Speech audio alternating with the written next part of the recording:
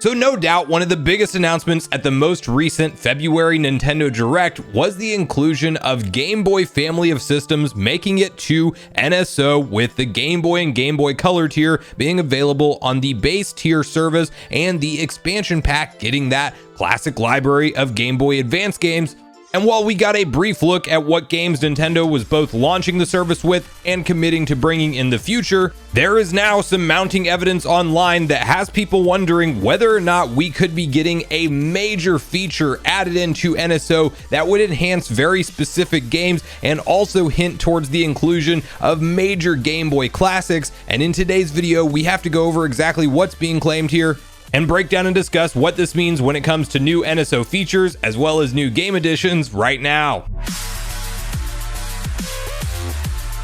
What's up, Nation? If it's your first time on the channel, make sure you join Sunbro Nation by subscribing below, hit the like button on this video if you enjoy it today, and make sure you turn on your bell notification icon so you're kept up to date with all the newest gaming news. As I mentioned, guys, today we are talking once again about Nintendo Switch Online following the most recent round of updates from, of course, that major, what I would consider to be a banger of Nintendo Direct, when we got huge announcements like Metroid Prime Remastered, Game Boy family of systems, and a awesome deeper dive into Zelda Tears of the Kingdom. There was a lot to love from that event, but now that all of the dust is settling, there are some interesting discussions popping up online around both the update roadmap schedule for this service, because now we are in a situation where they are actively adding in games to N64, Sega Genesis, Game Boy, and Game Boy Advance, and it has people wondering whether or not we are getting some kind of once per month schedule, or whether or not it is something that Nintendo will alternate between and sporadically drop new game additions as they have historically, other than with the N64 library. Up to a certain point in time, they were consistent with one a month. That is not looking to be the case anymore.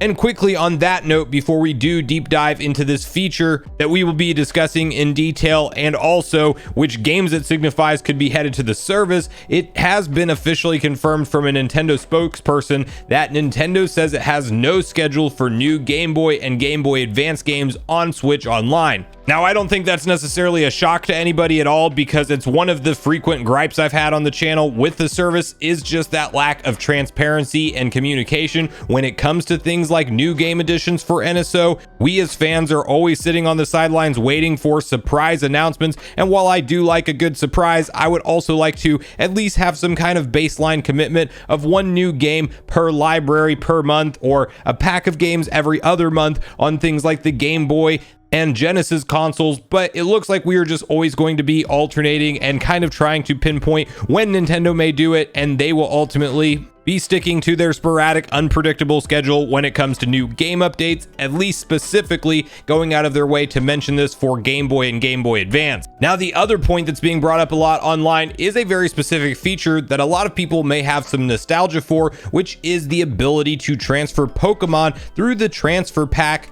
into a game like Pokemon Stadium, where you may remember the killer feature for that was being able to transfer in some of your Pokemon from your Game Boy run through, and you could actually throw them onto the N64 and then battle against them, or with them rather, and see them come to life with the 3D renderings. It was a pretty mind-blowing feature at the time, and interestingly enough, when Nintendo first revealed the Pokemon Stadium games, there was a very distinct warning towards the bottom of the trailer as it was going on, stating that transfer pack support would not be included and that you could not utilize this classic feature that many would have nostalgia for. Now we are in a world where they have officially confirmed the Game Boy family of systems coming to the consoles, and I believe we could all safely say on the same page and agree upon the fact that Game Boy would be nowhere near the level of success that it saw and created some of the memories that it did for gamers without Pokemon as a franchise living on those consoles. We have seen numerous Pokemon games brought to the DS through the eShop over the years, but we have yet to ever see any kind of support for those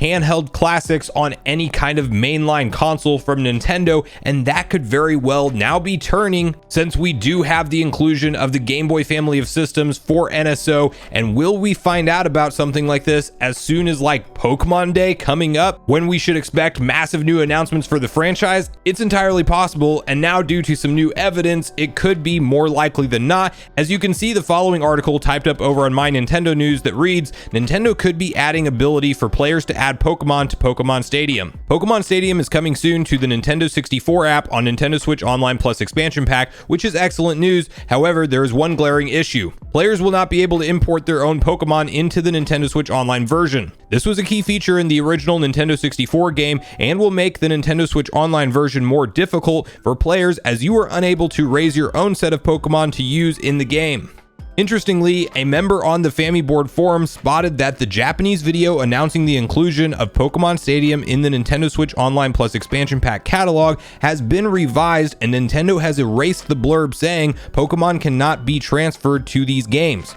Nintendo hasn't confirmed the feature is coming to Pokemon Stadium on Switch Online, but hopefully there will be an announcement on the horizon. Now, while I don't think we can take this as a straight up confirmation that this feature will be implemented and that we can expect major classic Pokemon games to be added into the Game Boy family of systems right around the corner, I do think it is a very interesting move that line is now clearly missing from the Japanese overview trailer when we look at Pokemon Stadium, and it was there before. Now that we have the confirmation that Game Boy is a thing and we know it's part of NSO, are they gearing us up and getting us ready for that classic feature to return? And we still have Pokemon Stadium 1 and 2 confirmed on the N64 roadmap, but we don't know when they're coming out. Does this align with some kind of potential announcement around the corner at something like the Pokemon Day event? It's entirely possible. Nintendo, while they always focus on major announcements for new games for their direct presentations, the Pokemon Company has really, over the more recent years, shifted to doing their entirely own separate standalone events to focus on all of their major announcements, and it's entirely possible that they wanted to have some of those blockbuster reveals for their event. And maybe we're going to see things like Pokemon Red and Blue, Gold and Silver, maybe if we're super lucky, Ruby and Sapphire. Like, we could very well be talking about some ultra classic nostalgic Pokemon games fully playable in your Switch OLED or Switch base model in handheld mode, and obviously on the TV dockable. I personally think that this absolutely needs to happen at some point. Sooner rather than later would be ideal, but I do think we ultimately start to slowly see the Pokemon Company add support in for those games on NSO. The question really will become when, and will this transfer pack feature actually be enabled at a core level by time Pokemon Stadium comes out? I feel like now that we have the Game Boy family of systems on NSO, it would be a big misstep not to put in the extra work to do that. And by all accounts, everybody who has been diving into these emulators online, various data miners and emulation experts all agree that the emulation is done incredibly well on these consoles out of the gate. We are not in a situation like we were with N64 when the app quite clearly just launched in a broken state and Nintendo fixed it after the fact. These are all already running at top quality when it comes to the gameplay experience, the visual representation, and just the quality overall as a whole is top tier amongst the opinions of all of the online critics. I think this was the perfect step for NSO to carry us through the rest of the Nintendo Switch's life cycle, as I don't anticipate any other massive system additions to come to the service on the current model Switch. But then maybe we're going to get way more aggressive when it comes to whenever Nintendo pulls back the curtain on new hardware, and maybe then we can start to entertain the idea of systems like GameCube. Maybe we get Dreamcast one day. They can truly continue to double down on this service and build it out to essentially be the quote-unquote Disney Plus of Nintendo's classic catalog of games, and I am excited for the prospect of that future. And while I would still love the ability to purchase the games one-off standalone so you don't always have to remain a subscriber,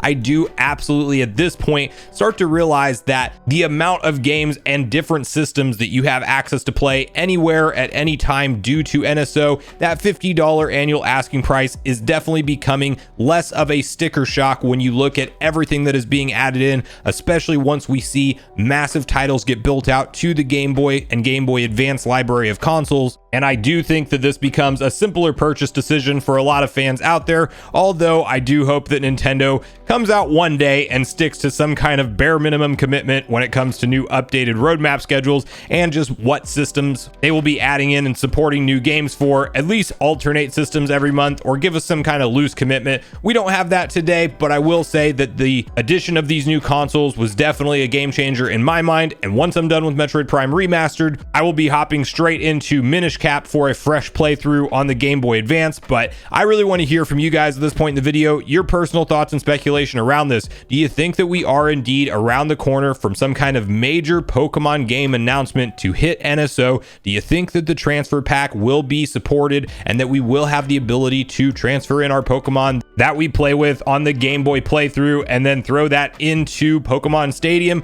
Do you think that the removal of this not supported text in the Japanese trailer is merely just a oversight from Nintendo and it really doesn't mean anything? And when do you think we see anything officially confirmed in terms of Pokemon games making it to NSO? Do you think it's right around the corner as soon as Pokemon Day this month, or do you think they will ultimately come, but we are maybe much further off, something like the next 6 months or 9 months at the earliest? And bonus question, which Game Boy and Game Boy Advance games do you want to see make it to NSO next, and how frequently would you like to see these consoles updated with their library of games in a perfect world for you? So regardless of your thoughts and feelings on everything we talked about today, I do look forward to hearing from you all in the comments down below before you leave the video, as I do look forward to getting a back and forth conversation started with you all around this topic. Go watch yesterday's video next if you haven't already, which is on screen right now. Also make sure you like, subscribe, turn on your notification bell, and I will see you guys in the next video.